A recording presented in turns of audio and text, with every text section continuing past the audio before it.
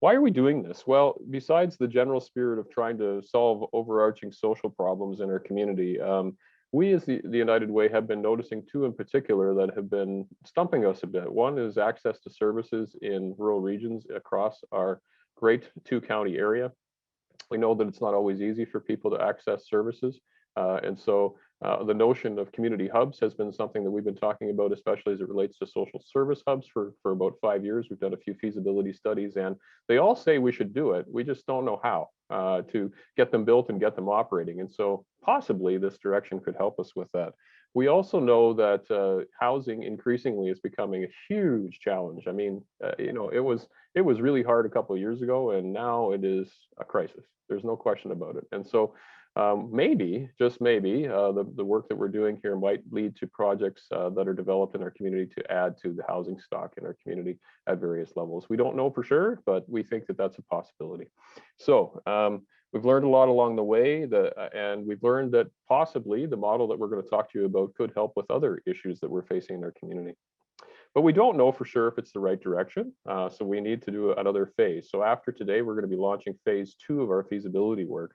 And we will be encouraging a number of folks to join a working committee. You can volunteer today. We'll give you an opportunity to do that later in the meeting. We might have more people than we can use on that working committee, but over the next couple of months, that group would meet probably 3 times approximately and help us to reflect on some of the material as our leaders from Pillar Not-for-Profit continue to work with us on this. We also don't know for sure if we're going to do this, so we'll be analyzing together whether or not we should go or no go on this project, and we will be looking at exactly the how.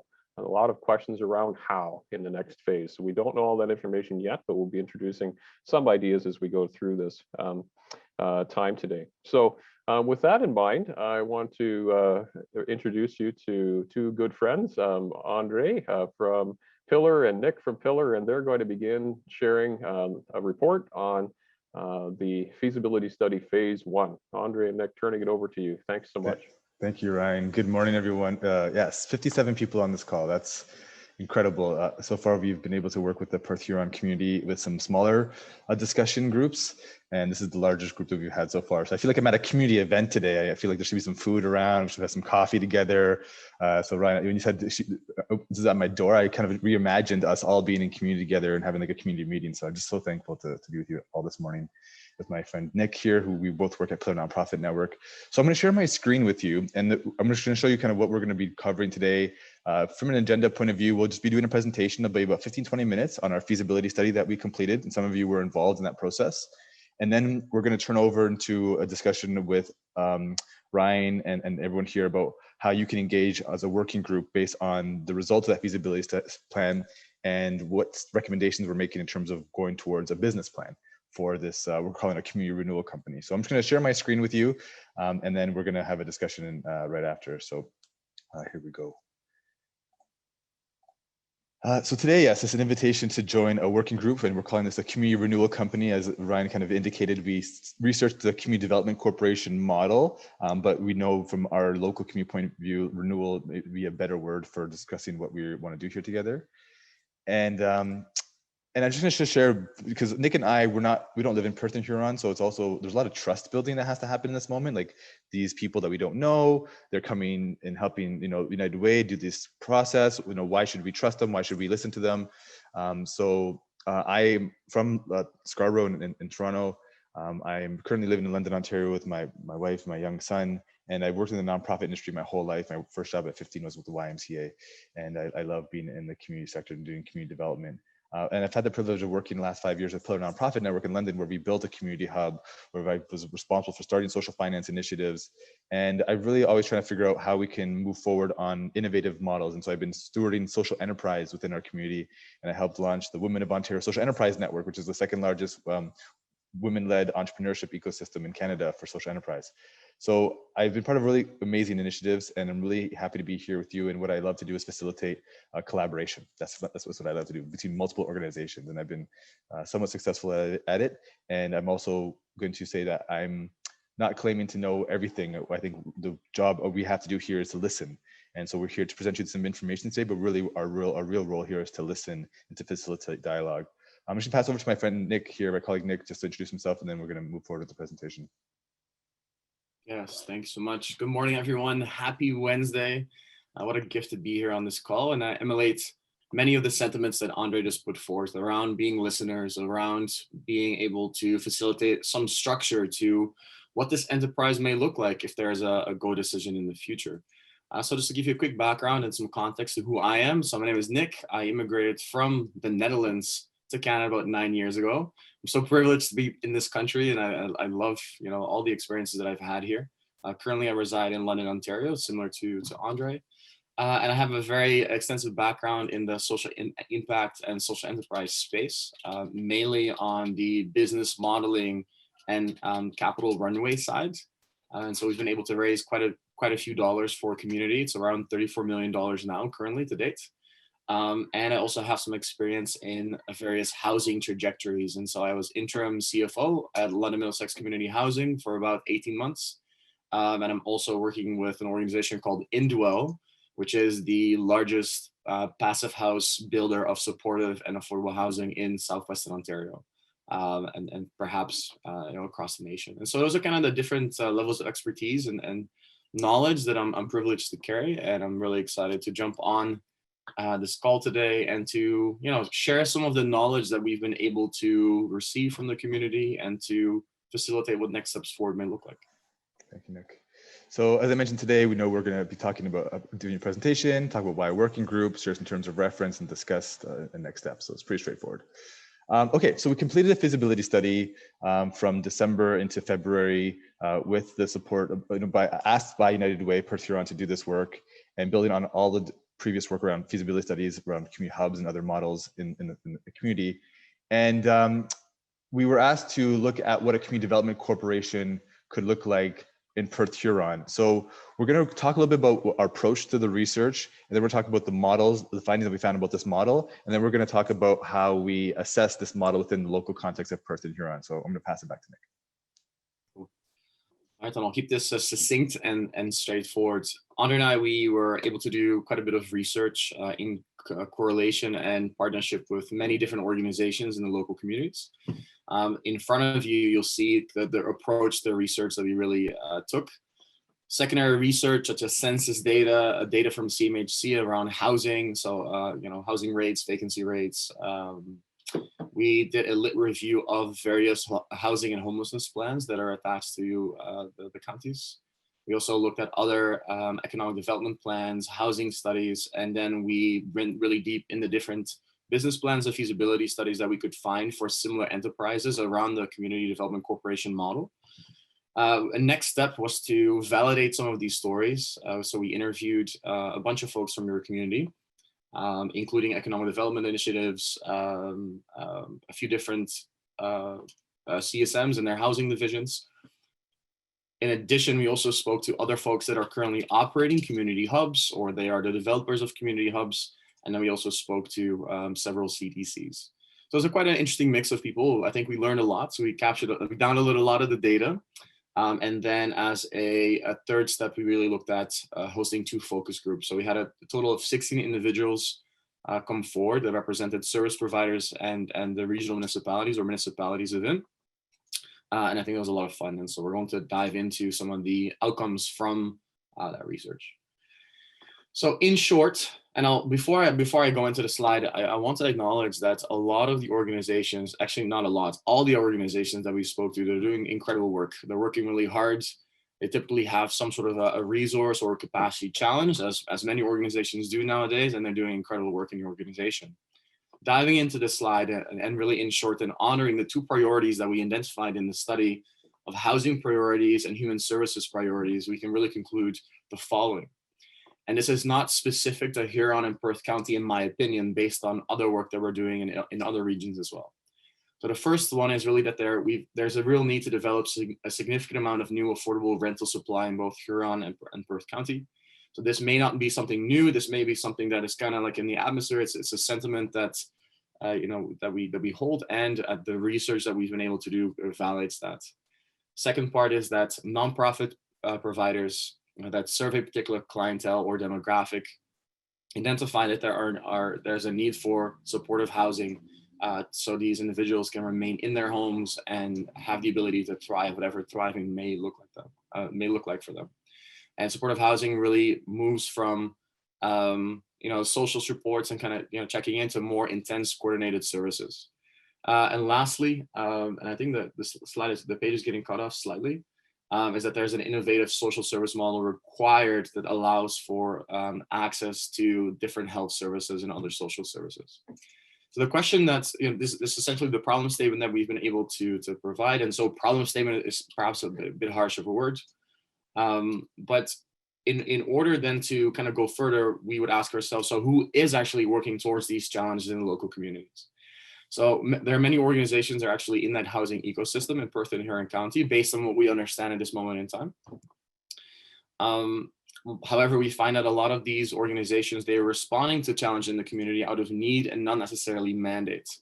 In addition, we also want to acknowledge the service managers and the housing divisions that are doing great work, are really holding a very integral piece to the community and the community fabric, and also have acknowledged that current capacity and sometimes current workloads does become challenging if to look at building more additional affordable housing. And they've also acknowledged that the current developments that are underway may not be sufficient in the trends that we're currently seeing and as a response to the need for affordable housing.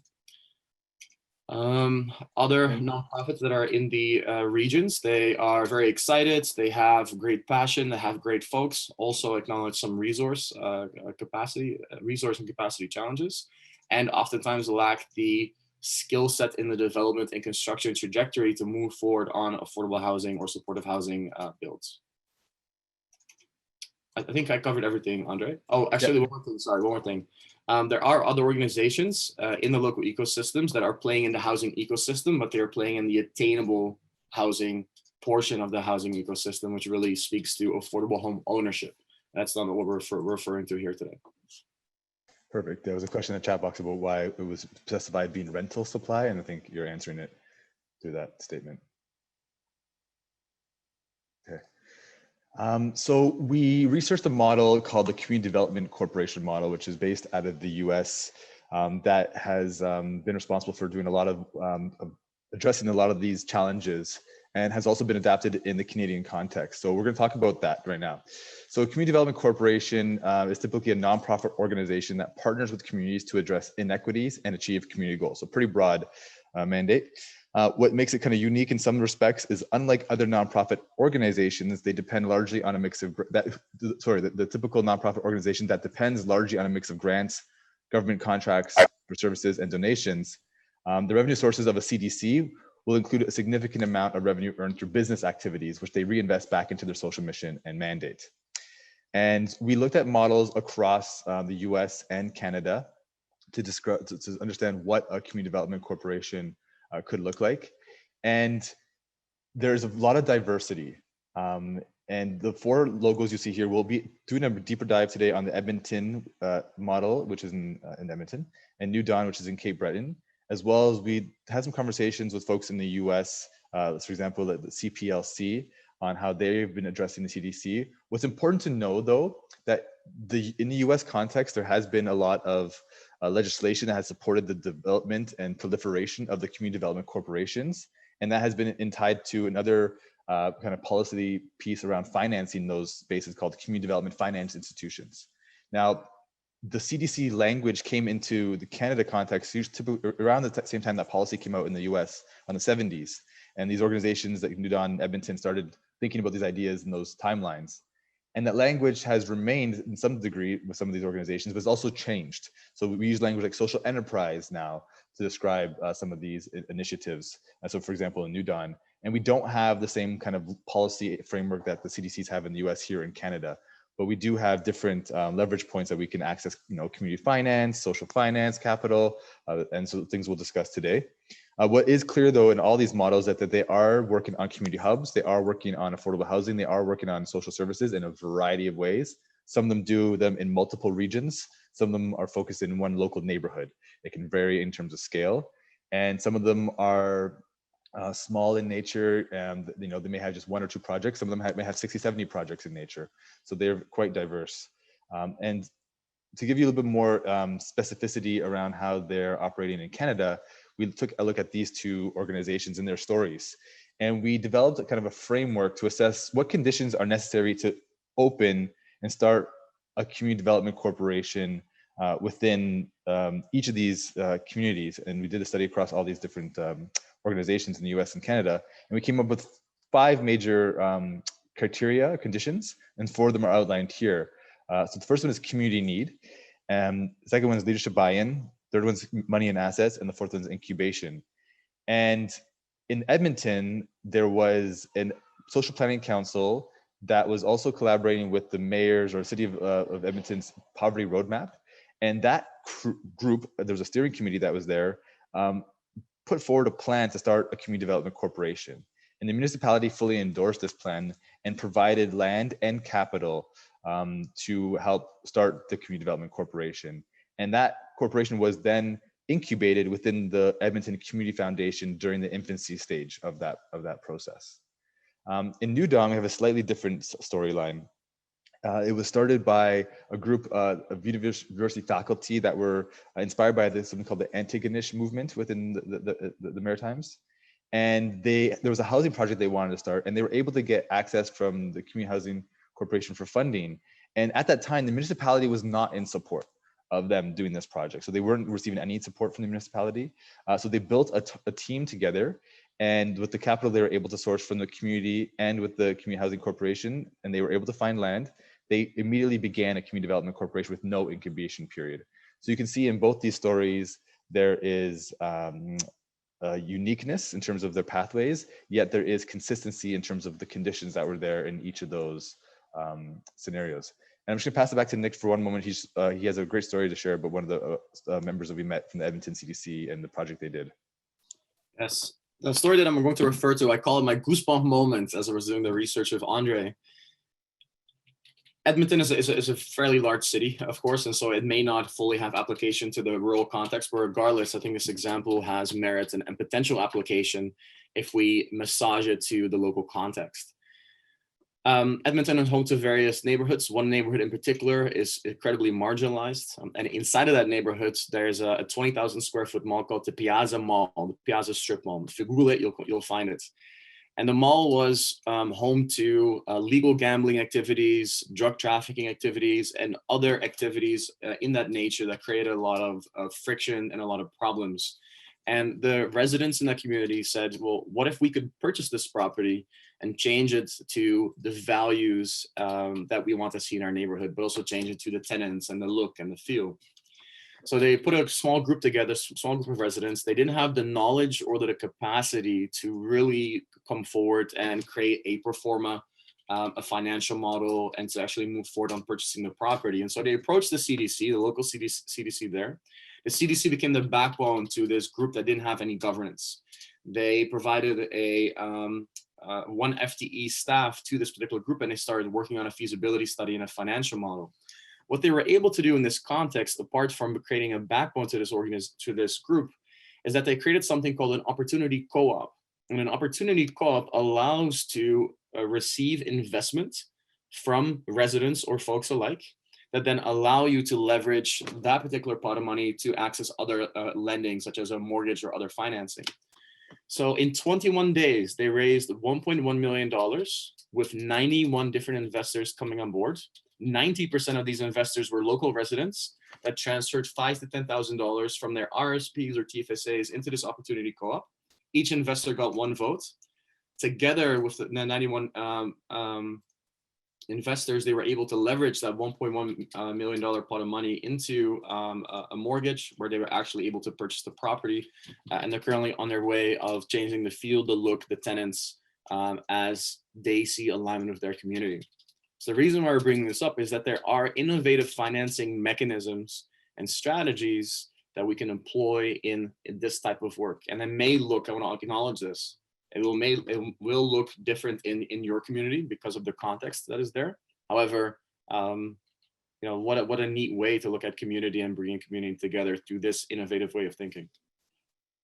Yeah, thank you, Nick. And in Ontario, we have examples of, you know, in London, in Peterborough, in Guelph, where they've used a model kind of called a community bond to leverage an asset to then raise debt from the community. And so I was part of setting up a community bond in London, Ontario. We did it twice. We raised $1 million. First time from 40 investors that could invest 1,000 to 100,000, and second time we did it with 70 investors, and we raised another $1 million to help refinancing a community hub that we operate in London called Innovation Works. And so, yeah, so in New Dawn, they also operate some businesses around the health sector, home health provision, service provision. So they use the word social enterprise to describe a lot of their work, and they've grown to have like maybe 15, 20 different projects in their portfolio, including housing. So we had an opportunity to talk to you about this idea, this model, as mentioned earlier. And here's some of the lovely faces of the people that joined these calls. Some of them are on the call today, so thank you for returning. Some of you were not on this call, and this is why we're having this working group to continue engaging the community in this process. But as you can see, there's some of the names and organizations that were engaged. And what the purpose of this dialogue was to take those same conditions we described for Edmonton, CDC, and the New Dawn organization, and assess if these were present or not within our local community to help start a CDC in terms of assessing feasibility. So here are the results. So from a community need, what's present is that there's critical issues being experienced across the region. So when we say region, we say across Perth and Huron regions. There's many task force and working groups. I think we identify, maybe 8 different ones that are in the region across the local municipalities. And then there's previous efforts to develop solutions that have involved cross-organizational collaboration. So a lot of history of doing cross-organizational collaboration on creating solutions. What was missing from the community we heard was that a lack of a clear and resonant narrative for broader community participation in an innovative solution. There's limited resources for local organizations to act quickly. And there's a lack of a working group that's working across both Perth and Huron to push this agenda forward. In terms of leadership buy-in, there are a few people and organizations that are trusted across regions. And there's also previous collaborations of community projects that demonstrate successful, bold leadership. And one that was pointed to was recent community foundations that were set up. What was missing, though, was no clear opportunity to pitch for capital or operations or land through key partnerships. For example, the way that, the Edmonton was able to do that to the municipality there, just get all the money and land right off the bat. That may not be available for us right away. And we have applied for, and so in the money and assets, what is present is there's innovative financing mechanisms that we discussed that, we can be replicated in our community within the context. The municipality some municipalities have indicated they'd be willing to provide some funding and some land access, and the CFTCs are also willing to provide some financing. What's missing, though, is the focus groups identified that local government resources are limited. So even the local government is supportive, their resources are limited.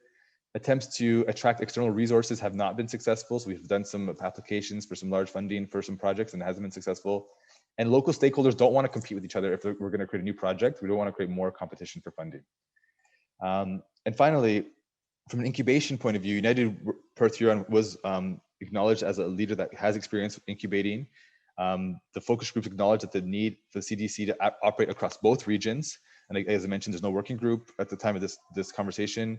There's no staff lead allocated, and there's lacking of broad support to mitigate some risks of taking this approach. And finally, this is the last part. It wasn't included in the previous discussion, was a qualified team. And so we talked about having the right people to implement an initiative like this. The community pointed to local and external builders for development and construction, and curiosity in leveraging some of those social innovative models from other regions into our local community and to increase our capacity of our local talent. There's a gap in partnership brokering because a lot of this is a lot of partnership building, and there's also attracting the right talent might be costly. So those are things that we learned in conversation with you. So over to Nick. So the recommendation coming from us as a consulting team is really to explore the application and alignment of 3 different models and eventually picking one model.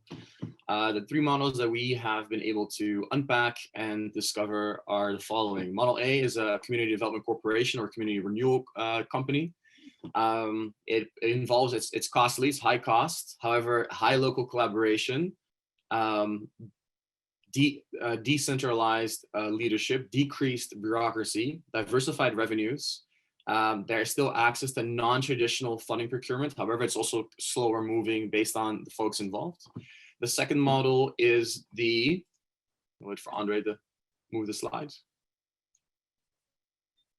Second model is an internal program or internal entity kind of helped by an incubation partner or organization. So you would have increased bureaucracy. You would have centralized leadership. It's less expensive than Model A. You still have access to non-traditional funding procurement. However, there's a perceived risk of duplication, and there potentially are associated negative optics with making a move like that. The last model is cultivating the conditions for external parties or partners to come into the community and do this work for you. It would mean lower collaboration. It is the most cost-effective model out of Model A, B, and C. There is less direct management of the process, as the process will be owned by the external party. And there's a potential risk of misalignment to community values or project needs, because the folks in your community, are the subject matter experts of what needs to happen in the community, what the values are, and how you can find alignment with the application of a model or program organization like this. So lastly, after really considering kind of the models, here's what we recommend some additional steps to be moving forward. So really the first move is a working group, which is very much actions during this particular call. We would recommend to proceed to the second stage of the study and develop a steering and working group.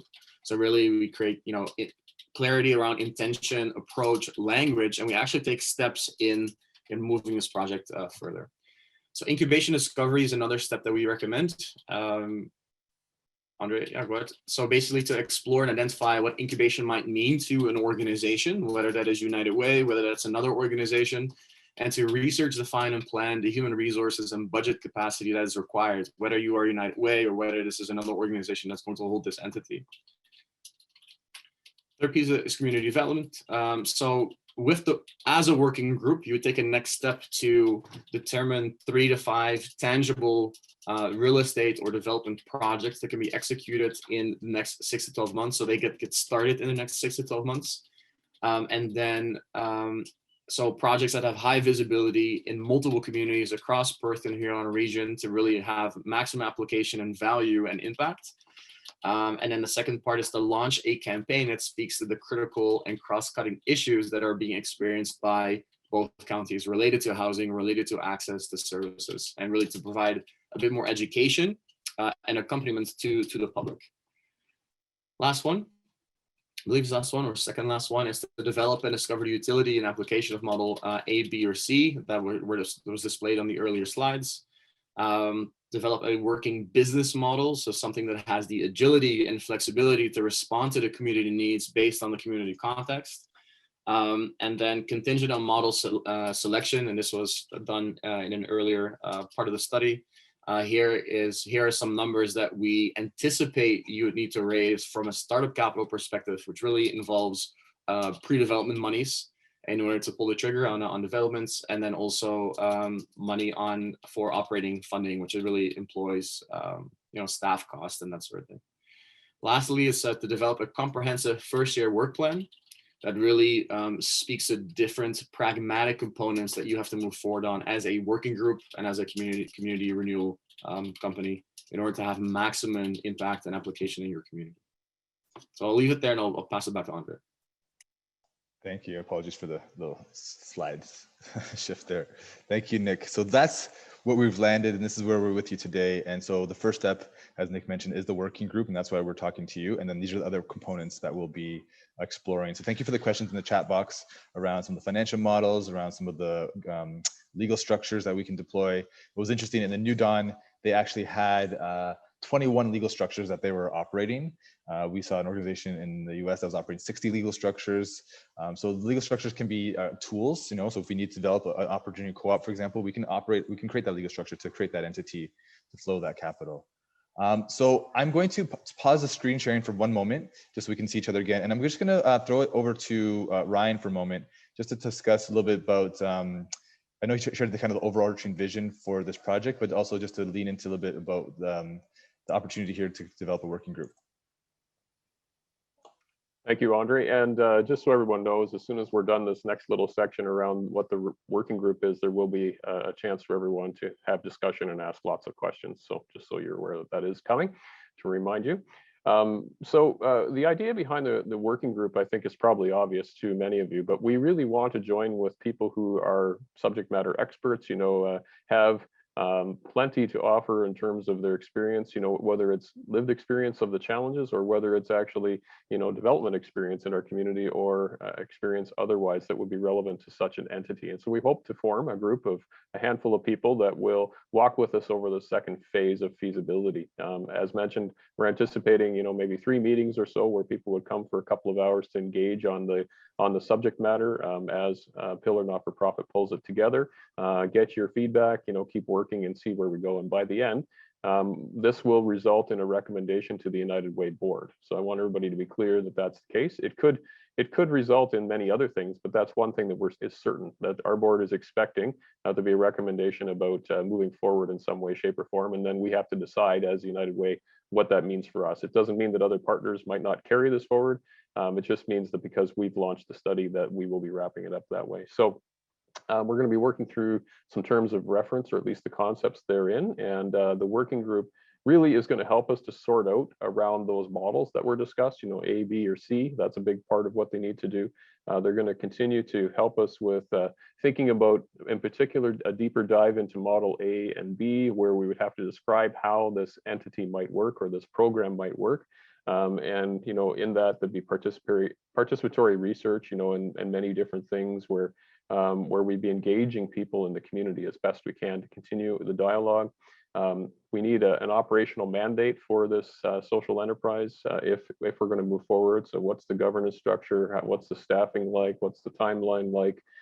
Forecasts around capital development needs and operating costs that were mentioned just briefly, evaluation, a first-year work plan, all those kinds of things. And then we'll be moving into other things that help us to determine the longer range of the project as well.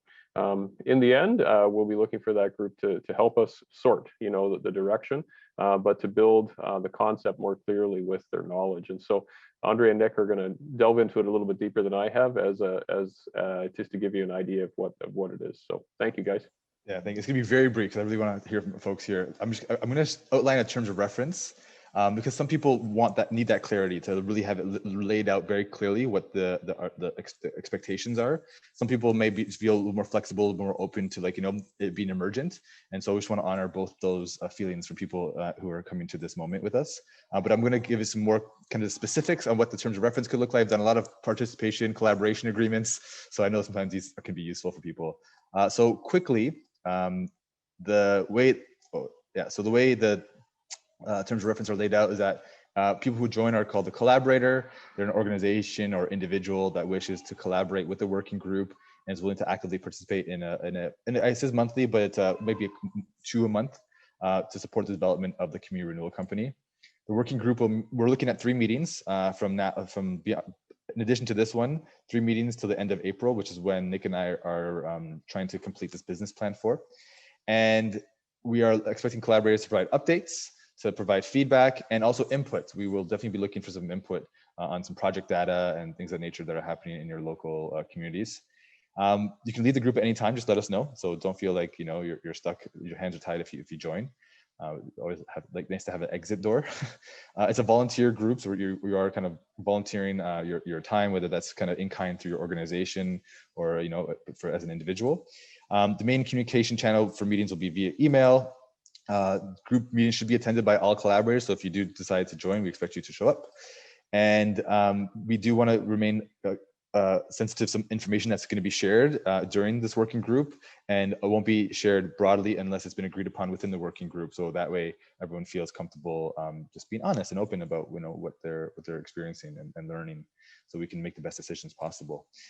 And all collaborators, including us, anyone involved, should act in good faith, with honesty, and the best interests of the working group. And finally, some of the guiding principles that we use in other projects is, openness, transparency, knowing that we're trying to do something that's transformative in our community and in a spirit of learning together.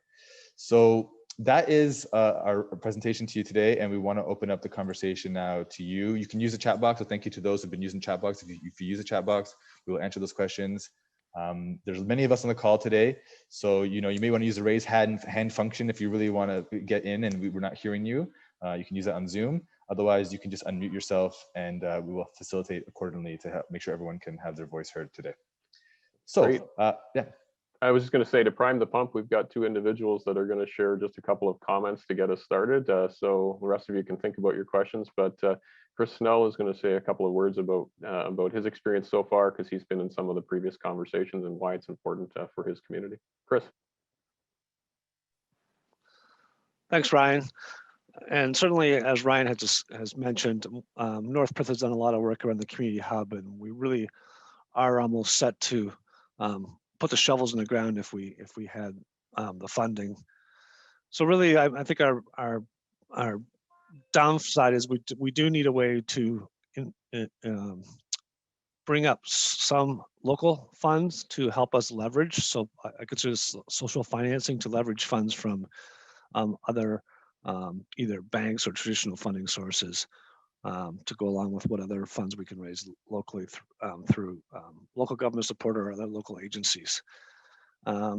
This has sort of been tried in North Perth in the past. I mean, Perth Meadows is a housing model that was created by assistance with the county and the local municipality. And at the time, going back 20 years ago, the not-for-profit group was able to raise $1 million to leverage funds from CMHC to get that project started. And all those investors were had a return on their investment after the project was completed, and it was successful. So I think that money is available in our community if it's set up through a trusted organization and proper governance. Thanks, Ryan. Thanks, Chris. And for those of you who don't know, Chris Snell is the CAO for North Perth. All right, Paul Nichol. Good morning, everyone. Yeah, just off the top, I'm general manager for Community Futures Huron.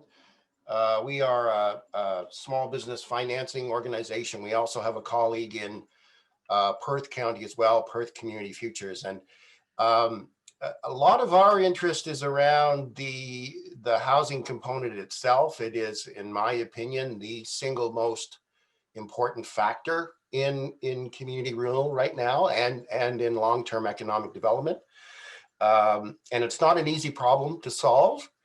My impression is that we in fact really do need a new model. So we can't keep doing things the way we've been doing for the last 25 years.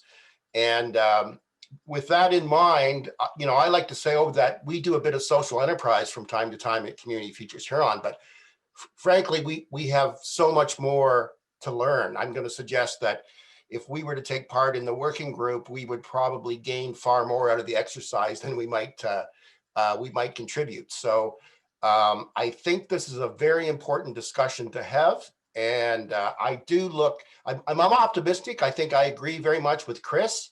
I think that the resources, community wealth is there. What we need are new mechanisms to help leverage that. So that's kind of my thoughts on what's going on.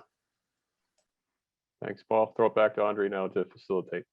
Yeah, I just wanted to open the floor. So many of us are here. Thank you for listening. And the meeting's over to you now.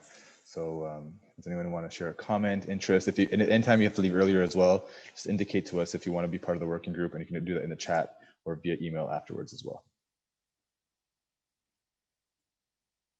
So who would like to jump in first? Yeah, go ahead, Brian.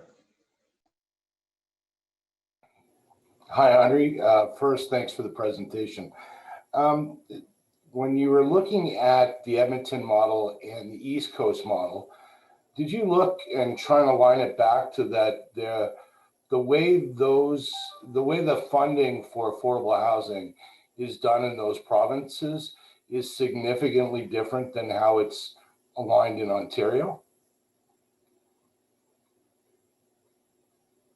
We didn't look make an assessment of the kind of housing legislation in terms of the funding models for the across provinces. So we didn't do that type of analysis for this. I think we looked at some of the federal policy around the CMHC, but not the provincial, like how it's being rolled out provincially. Nick, you want to add to that? Again, I can. Andre is right. We didn't do that analysis, and I think that sometimes funding programs that are released by the federal government are not always conducive for particular communities or particular organizations to respond to that well. So that I think that timing sometimes can be like a real challenge. And I think those challenges are emulated in Perth and Huron County. They're emulated across Ontario, and based on the conversations we had, they're still emulated in those communities that we spoke to at the time. So I hope that provides a bit more clarity to your question. Yeah, it's more around, like, I feel bad for our service managers in Ontario. They really have to struggle with the budgets that they have and the full spectrum that they look at versus when you look at Alberta and the eastern provinces, it's a more centralized approach to the downloading of funding for affordable housing. And so I look at Edmonton specifically as it relates even to our habitats that are out there. The funding stream is more robust towards affordable housing based on that provincial download. So it does make it sometimes, even within our organization, tough to measure success against, say, Edmonton or a Halifax based on the dollars per door that they receive, which is significantly different than, say, Ontario, Quebec, and even BC. And I agree with you wholeheartedly, Brian. I also think that, to me, it's not about, from personally on another part of the spectrum, it's not about comparing Perth and Huron County to other places. We just basically looked at other parts of our nation and the US to be inspired, to see what models potentially have application, and then to bring components back that we think could work here based on the feasibility study, and then to take a next step to flesh out the more pragmatic components to see if the application and utility actually exists based on the models that we've put forward. Yeah, thank you, Brian. And Brian is with the Habitat for Humanity. That's what he said, habitats. That's like, it's the short form for all the different Habitat for Humanities out there. Thank you, Brian. Thanks. Thank you. So you can always go old school and put your hand up this way, or you can go new school the way Madeline did, and she put use the Zoom option. So Madeline, over to you. And again, you can always put your questions in the chat box, and I see your hand, Maureen. Thank you. Can I go ahead? Oh, sorry, we're gonna go to Madeline first and then Maureen. Thank you. Okay. Sorry about that. So as I said, I'm in addition to having been on the Perth Hub committee for a while and having been a midwife in the community, I'm very happy to hear that you're looking at more than one project at a time, like having several projects going, because the one project at a time model doesn't seem to actually accomplish a whole lot because it's always such a small drop in the bucket. I would be very interested to see what kinds of communities you're looking at. You probably know how difficult it is to find rental housing, period, in the rural communities. And they're not obviously, or they're frequently not very good housing. I have been working with the Mennonite communities, the Low German Mennonite communities specifically, that use a lot of rental housing. Lots of them are in places that really should be condemned and are very scary and unsafe. So that's always been a very big worry for me, and they put a lot of priority in that. I'm wondering about working with MCC to consider a cooperative housing model specifically for a group of Low German Mennonites. I'm also obviously very committed to co-op housing. I live in a co-op. I actually sold my house and moved back to a co-op for the community that I get from living in a housing co-op. It's very, I find it a good model too, because the governance of the resulting housing is not up to an agency, it's up to the people who live there. So you're not dependent on finding an agency to run the rental housing, which other models have.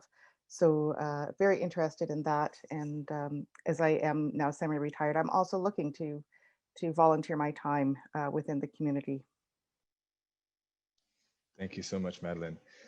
And I think we're writing notes, so we just received that as kind of some input in this moment. So thank you very much. So we're going to go to Maureen. And as I move to you, Maureen, there's a question in the chat that I'll answer afterwards. So you go, Maureen. Okay, thank you. Thank you very much for this today. I'm quite interested in the concept of the co-op, where local people actually invest in a local project and then it becomes that co-op. But it's not clear to me, is the corporation for individual community projects, or does that mean that, say, we raise funds into this, that people have to apply then for that funding? because I can see where local projects would not invest in a project that maybe isn't going to happen local. And we have a project on the go that's close to a community hub that has already done the feasibility study and the business case, and are ready to go ahead to gather that investment. And I don't know if it has to be local, if it has to be through United Way.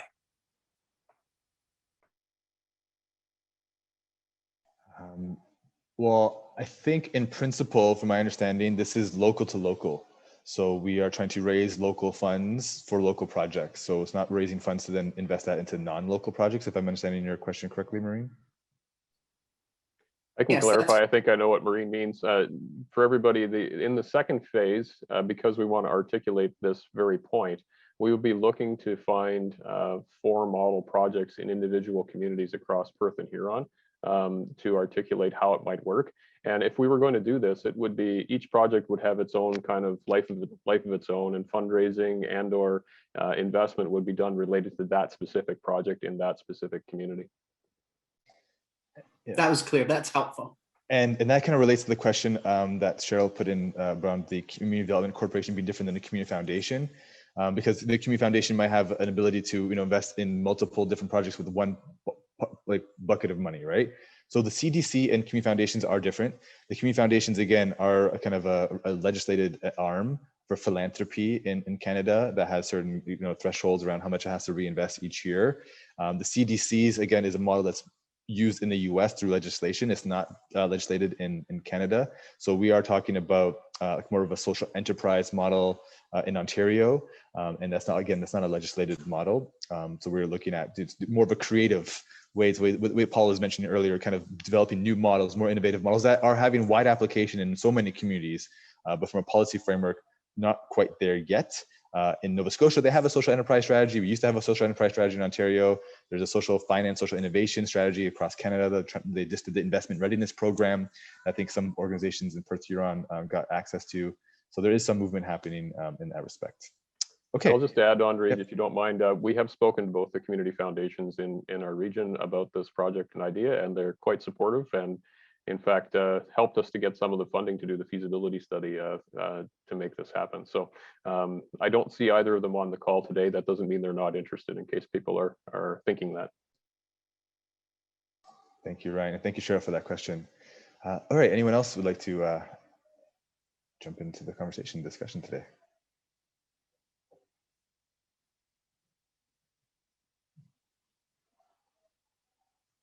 Beth, was that almost, were you signaling possibly? No, okay.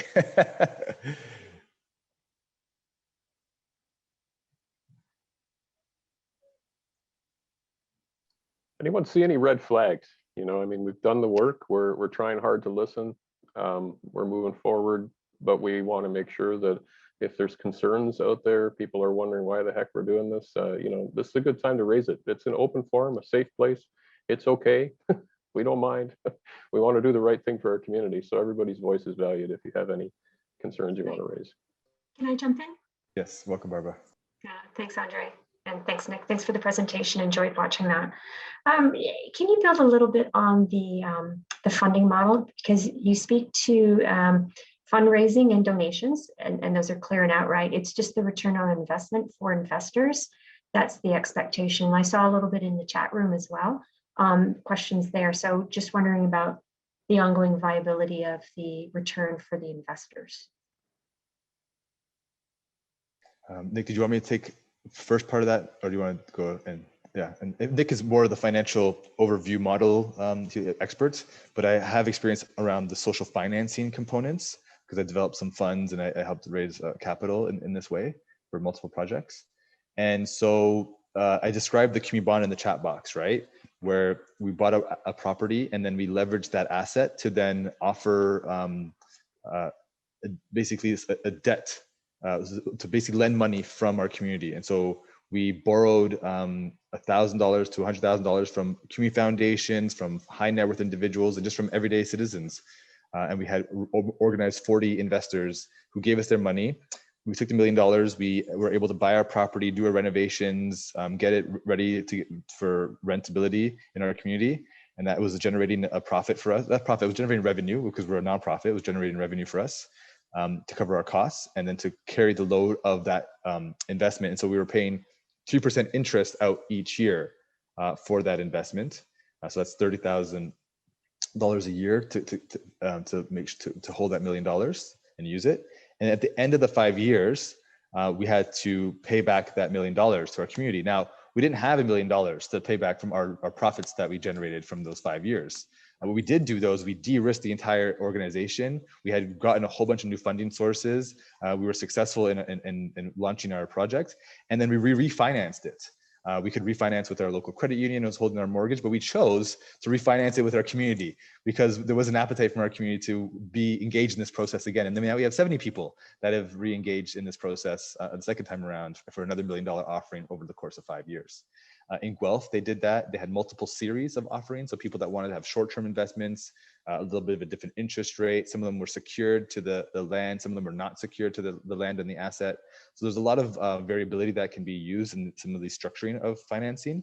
But really the goal at the end of it is to unlock capital, right? That we typically can't have access to. And that's the purpose of this community. We can also call it community investment models. And I'll piggyback off what Andre said. I think oftentimes in the many communities that I've either have been a part of or that I've been able to research and study is that we are underutilizing a significant amount of social capital that exists in these communities. And oftentimes we can find mechanisms to turn social capital into actual capital dollars. And I think that's very much the intention of how I understand a CRC. I want to be very clear. The CRC is going to be very, very mindful, in my opinion, of where it seeks dollars, either on the capital or operating side. And so the last thing that we want to do is compete for existing funding dollars or step on toes or to create confusion in the community to where funding goes from a particular pot of money that already exists. I think we have to be very mindful of that.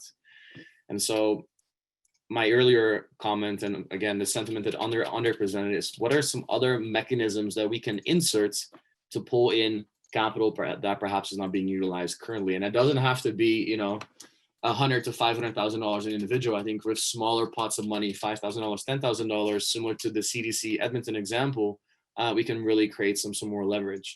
Other mechanisms that I do see being part of this is a variety of debt vehicles. So really kind of owned by or held by credit unions or other financial institutions, such as a mortgage or operating lines.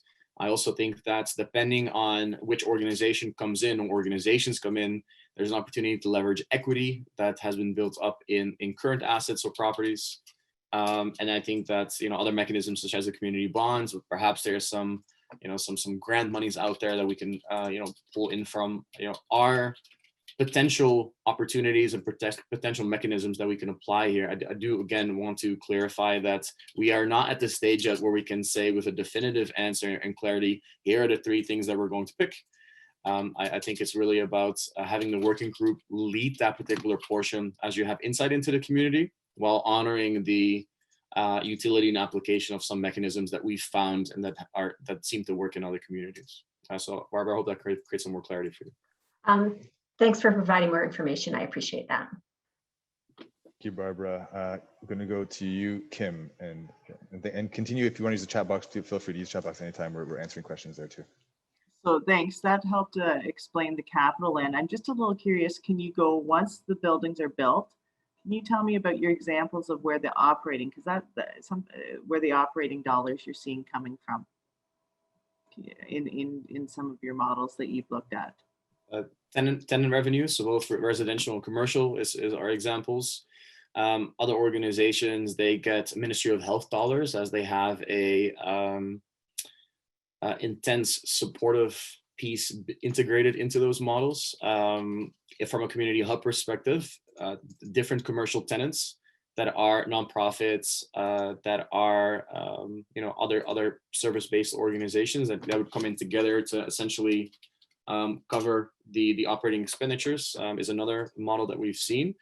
And so I want to be mindful in what I say. Like, I don't know in the context of your community if all expenditures can be covered by the various forms of revenues, either residential or commercial. I do think that there is some need for some additional dollars. Where they will come from, kind of like, I think 60 to 85% can be raised through revenues. I think where does that other 10 to 15% kind of come from? I don't know. Don't know just yet. However, some of the examples I gave earlier might be directions in which we try to discover what that could look like.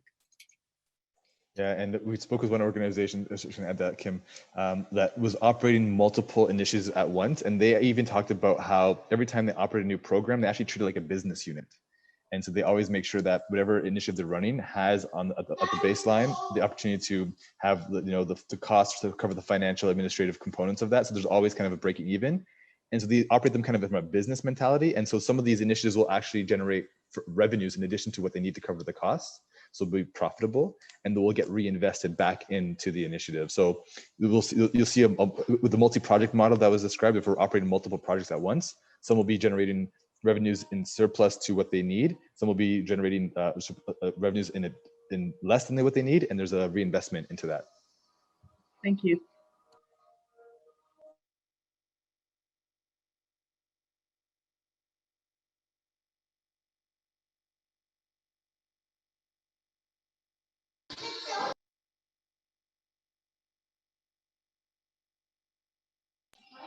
Anyone else? My son's in the background now.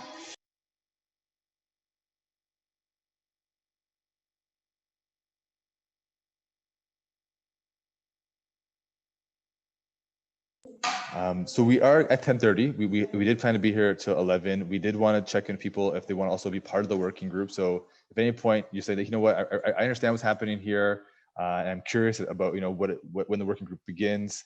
Helen, thank you. We can also begin that process of identifying those people that want to join the working group. So please, Helen, go ahead. Thank you, Andre, and thank you for the presentation. And I just wanted to share, as someone, this is my lived experience, as someone who does work for Ryan Erb, who covers North Perth, who is in regular communication with Chris Snell, and of course the library, that this is very much, I'm excited about the future that this could have for us. I know after 3 years, it is getting a bit frustrating. We keep talking about the hub, but it's not moving forward. And we put a lot of hope in the Investing in Canada Infrastructure grant program. That was deadline was November of 2019. We did get no in August of 2020. So that kind of deflated our balloon, so to speak. And I think with the whole COVID, the realization is that we can't just sit back and wait for other people to solve our problems, that's not going to happen. And so I meet with donors who really are not interested in giving us $1 for operating, but they are very interested in supporting the hub model. So I'm very excited to be able to go and approach these people and say, we are moving forward and we need you to invest, and you actually get some money back on it. So it's not so much a donation. So I applaud everyone, and I look forward to the working group and what the next steps. Thanks, Helen. That's great. And I'll just mention, besides Helen being an awesome human being, she has worked very hard around this, the community hub concept there. Nick, do you want to explain the term capital stacking? I think it might be helpful for people to understand that, because in addition to all the things we're talking about, it is possible that there would be a fundraising component in any of these projects, right? So maybe that's where some of the money comes, either for capital or for operating, depending on the circumstance. So Nick, do you mind talking about that a little bit? No, I don't mind at all. And so based on how I understand capital stacking, I'll do my best to explain. Capital stack is essentially an approach to financing larger projects, and it pulls in different vehicles or mechanisms in order to satisfy the entire amount that you have to raise. And so I'll give an example. Let's say you have $1 million project. Traditionally, you would try to fundraise the full $1 million, or you would try to borrow the full $1 million in order to satisfy the capital requirements. Capital stack then suggests that 25% comes from donations, 10% comes from another investment vehicle, such as a community bond, and then the remainder is leveraged through a lending vehicle, such as a mortgage. And so that's what we refer to as a capital stack. one comment I want to bring forward, Ryan, is that most likely for these projects, each project will have a different capital stack based on the community context, based on the social capital that the CRC will have in that community, or the kind of the entity that holds it, and also based on the willingness for folks, the community, to lean into these projects and to fully understand how they can either see this project from with utility, or if to the alignment that they need from a core values perspective. And so those all kind of highly depend on what the capital stack will look like. I see a question from Cheryl in the chat box. I'm going to address that one. Is it going to be a nonprofit or charitable organization? I think, as I mentioned earlier, the legal structures are the vehicles for what we want to do. So if we want to create like the operating organization that is kind of the foundation for this, it could be operated as, if we do Model A, as a nonprofit / charitable. If we just want to keep it as a nonprofit with a board of governance, we could also create an additional charity if we wanted to, but likely not. But what I do know is that in a lot of these projects, they may have their own legal structures, and you can actually duplicate board of directors. You can create new board of directors.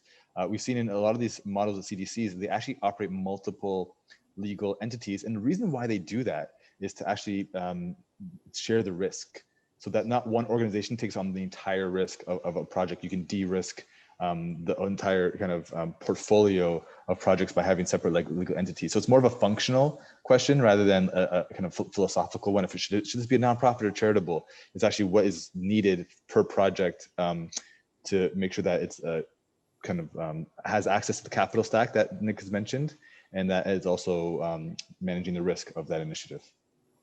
Thanks, So Andre. yeah. I'm just going to add a little bit to that, if you don't mind.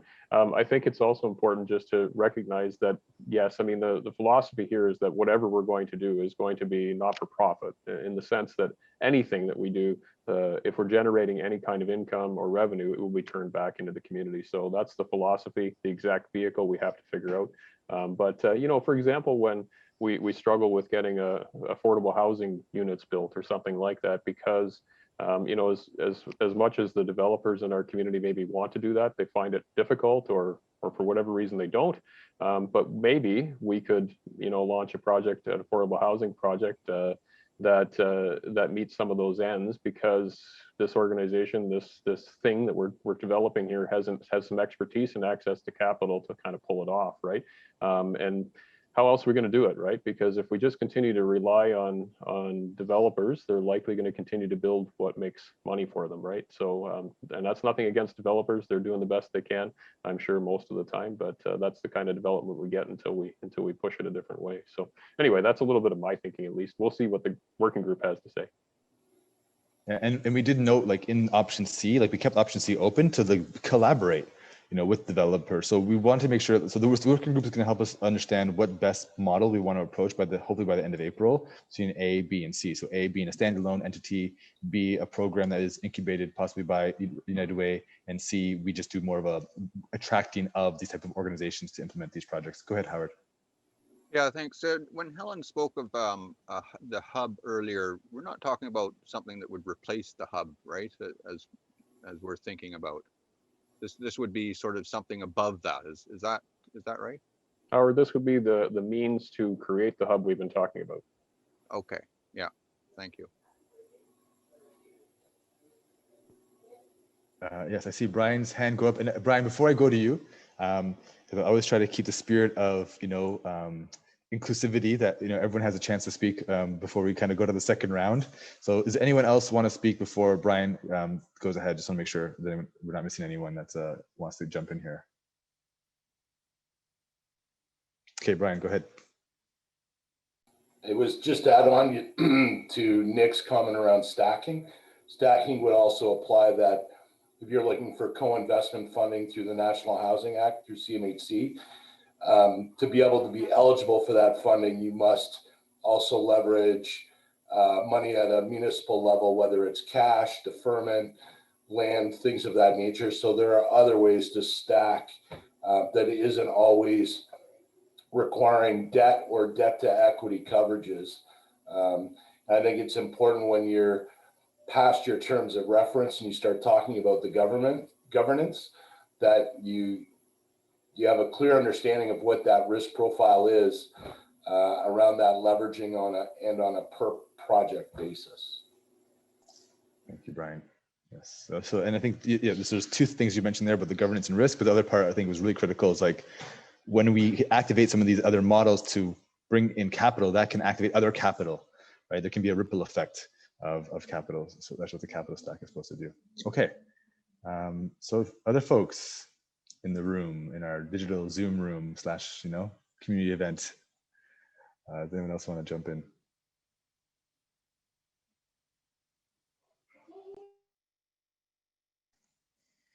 Andre, we've heard a couple of individuals from North Perth speak about the community hub model and the work that they've done there thus far.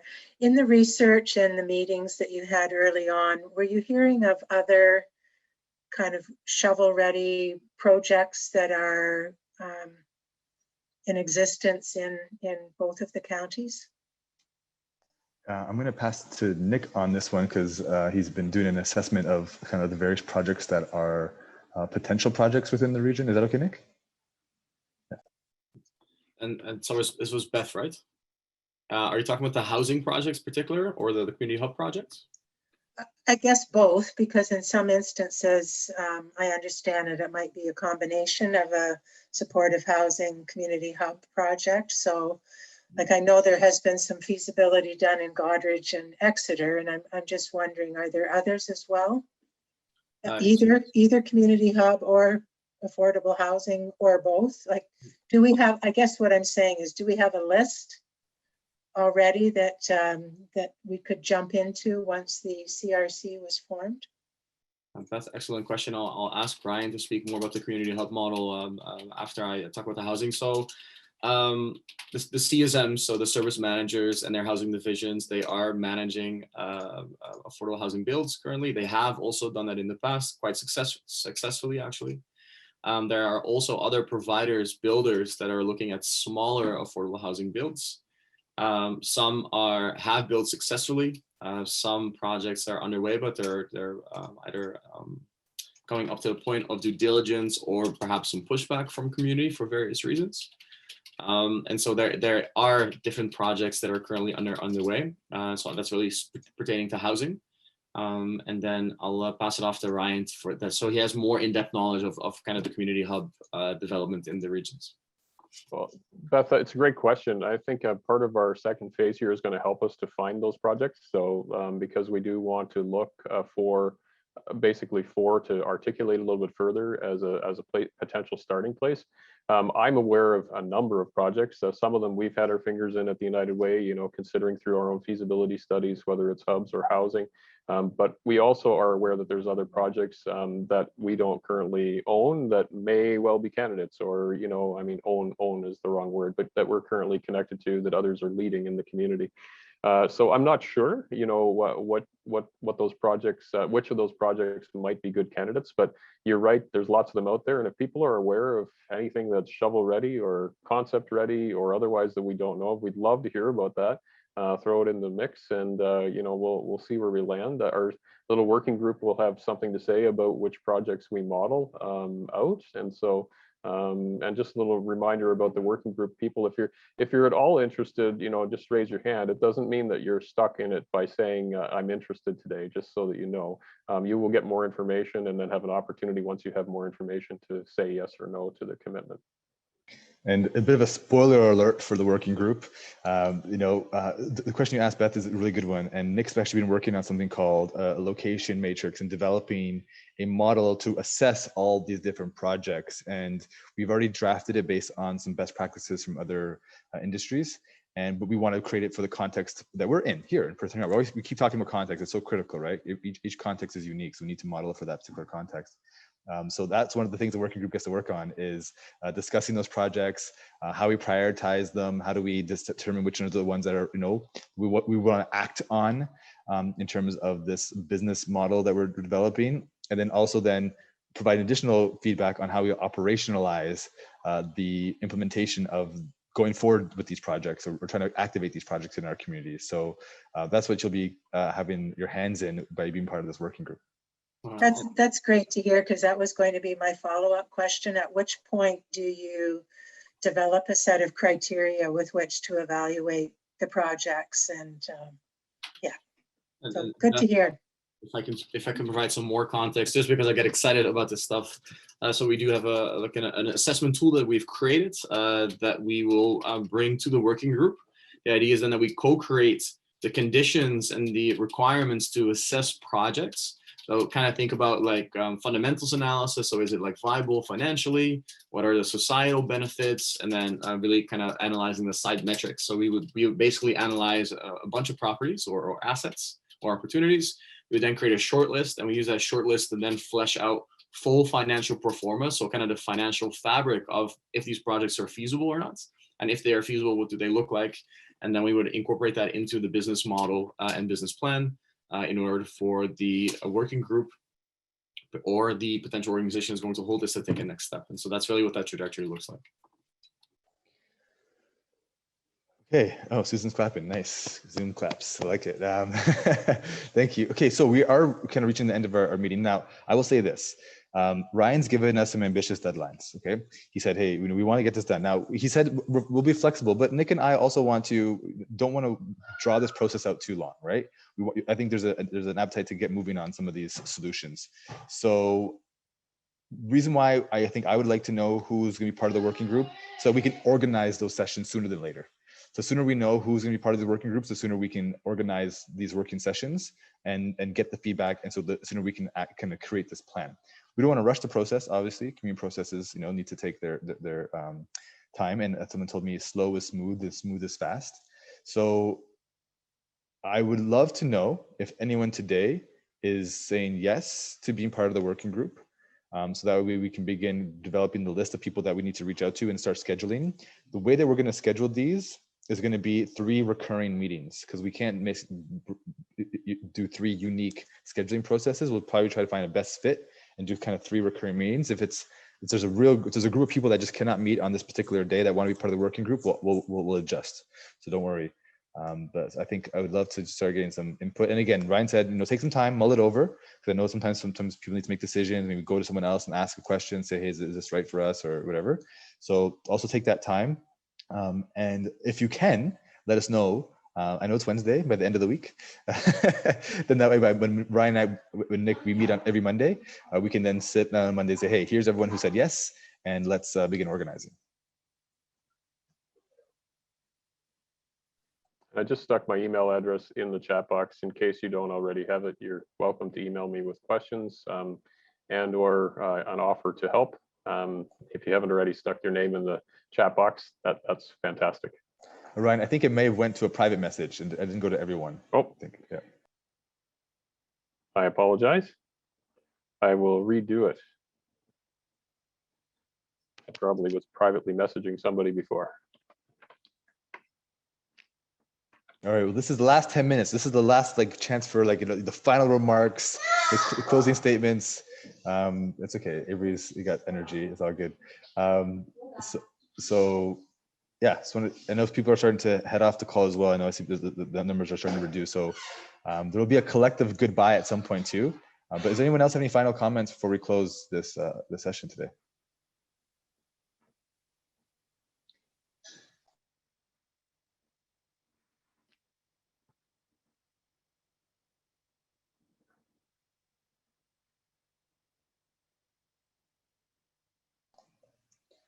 Okay, well, I think that's Ryan. I think that. Glenn, I think has a question here. Oh yeah, okay, good. Actually, it's just a comment, and I want to commend everyone that's involved in this great initiative. And exploring opportunities is always a benefit to society in general. So, well done to explore options of this very important initiative. Thank you. Thank you, Glenn. Appreciate that.